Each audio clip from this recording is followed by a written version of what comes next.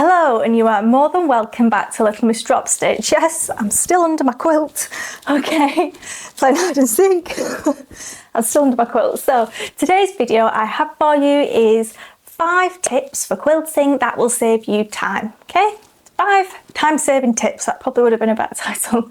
So number 1, okay, binding in alternate directions. And what I mean by that is, see that one's horizontal. I mean, you probably can't tell from that distance, but the chickens are on the side, but the houses and whatnot are the opposite way around, so they're going vertically. And the reason for that is I've no idea how much binding I needed. I looked at how to do calculations and things like that. I couldn't be bothered, overwhelmed with maths.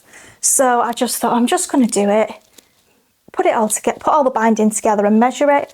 But I thought ahead, which I'm very proud of myself for. So obviously I didn't know which were going to be vertical and which were going to be horizontal, especially with corners then. So I didn't want that hassle, and it's, you know, it's only a tiny amount on show. So that's why I did some vertical, some horizontal. So it's just part of the design. It doesn't matter if on the length, the height, we've got one, you know, the chickens on the side, because then chances are that you'll always get some facing the right way and some facing the sideways on each side. And obviously if you've got plain, it doesn't matter at all. And I just used all my scraps as well. So yeah, I didn't have to buy any more fabric and didn't have to think too hard. So I think that's a pretty good tip. Number 2 is stitch in the ditch foot. Okay, from a little pile of props. I don't know, need to do what the YouTubers do, focus. So this is a foot, they make them for all sewing machines, and it's got like a little plastic line down the middle, okay? And what that does is when you're sewing, you just let it follow the line you want to. You can use it on garments as well. That's why I got it in the first place. Excuse me. And then you just go down. Okay, and you'll follow it. Is it perfect? No. Some, it looks absolutely amazing, like I've been quilting 30 years. Others, it looks like a primary school child's done it in the dark. Okay, so yeah, and that part of that was because the fabric moved, which I didn't expect it to. You need to get your needle and kind of stick to a position and commit to it. So some, it is perfectly in the ditch, but others, it's kind of slightly onto one of the squares. So as long as it's kind of like that the whole line, you just kind of have to commit to it. Maybe I need a bit more practice. Give me some of your tips with stitching the ditch foot. But it just meant I didn't have to think, which sped things up for me. I know some people use quilting bars, line things up and all that. But yeah, stitching the ditch foot, don't think too much. Number 3, it's my favourite, you know it is, it's basting glue. Hurrah! All the Pritt Stick form I also used. 2 ways I used it, with applique. How many of us use like this expensive freezer paper or whatever in school? I don't particularly know how to use it still. No, just either use the Pritt Stick form, but it is a basting glue, meaning that it's an official tool. You know, I like one. It doesn't gum up your needle and it doesn't go hard as well. And it washes out as well. So I just glued, and then when I ran out of that, I used the temporary, the repositionable one. The temporary spray, whacked them on. A couple of days later, went back to it to sew them on, and it didn't move. It was peeling a bit, but it didn't move. Lots of doing it. That saved loads of time, because no one wants to pin, because, you know, they move, you can't get the little bits, and tacking takes too long. Life's too short. So I would be an advocate for basting glue, and also for putting the whole quilt together. I have spoken in other videos about some of the problems.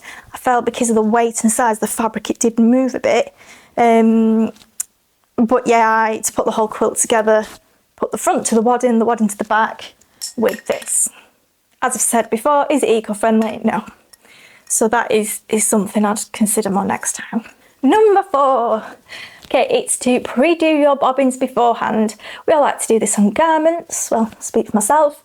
But it's, you know, you can get to the end of a sleeve and then think, oh, I'll wind another for the next bit, and that's fine. But with this, especially with your quilting lines, you're gonna run out, and you can't see because you're doing such a big piece of work. I went up and down the side so I didn't need to cut off, and you can't see your, you know, your plate with your bobbin underneath if you've got a top loading machine rather than the front loading.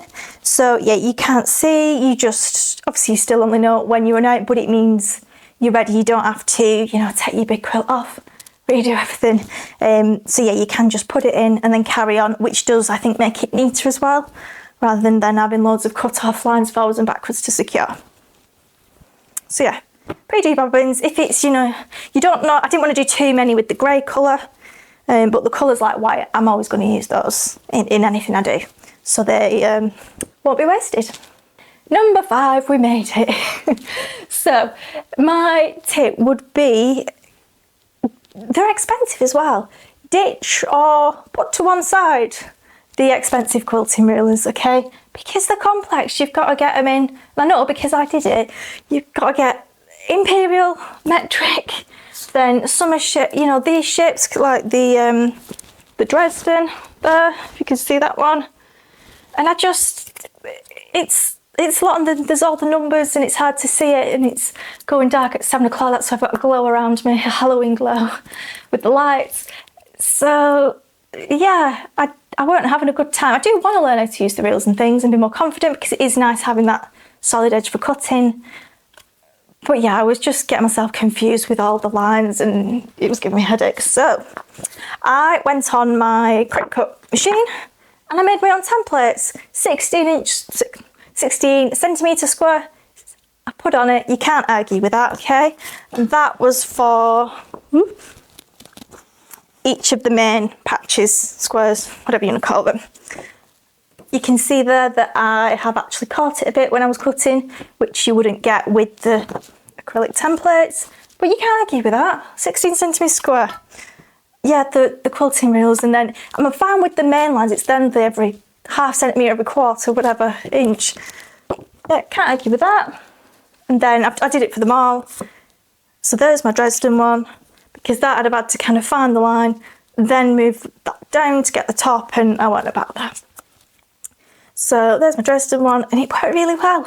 And the flower, if you want me to make these available so you can do your own quilt like this, let me know and I can, you can tell I've never done it before, make them publicly available on my Cricut. And then, yeah, I'll probably do a write-up on the website as well, if you want to do your own quilt like this, and all the measurements, because why think when you don't have to? So I hope you enjoyed that, and that was 5 top tips to save you time quilting. The title will have changed by the time you get to it. I hope you enjoyed it. Please like, subscribe, click the bell notifications, all that good stuff. Okay, it really does help us out and make more top tips for you. Thank you and take care.